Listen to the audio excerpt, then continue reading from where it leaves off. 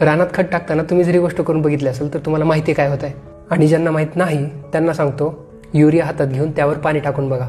तुम्ही तसं केलं की काही सेकंदातच तुम्हाला एकदम बर्फासारखं गार वाटेल. असं का होतंय तर ह्याच्या मागे एक वैज्ञानिक कारण आहे.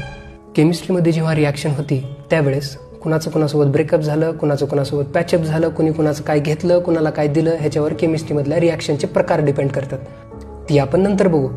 पण ज्यावेळेस रिॲक्शन होती त्यावेळेस त्या रिॲक्शनमधून एनर्जी बाहेर निघते का बाहेरची एनर्जी आतमध्ये ओढून घेते, ह्याच्यावर 2 प्रकार ठरलेले आहेत. एक प्रकार आहे इंडोथर्मिक रिॲक्शन आणि दुसरा आहे एक्झोथर्मिक रिॲक्शन.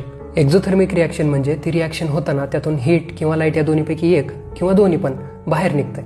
आणि इंडोथर्मिक रिॲक्शन म्हणजे ते रिॲक्शन बाहेरची गरमी आतमध्ये ओढून घेते. युरियावर आपण जेव्हा पाणी टाकतो तेव्हा त्याचं हायड्रोलायसिस होत आहे आणि ही रिॲक्शन इंडोथर्मिक रिॲक्शन आहे.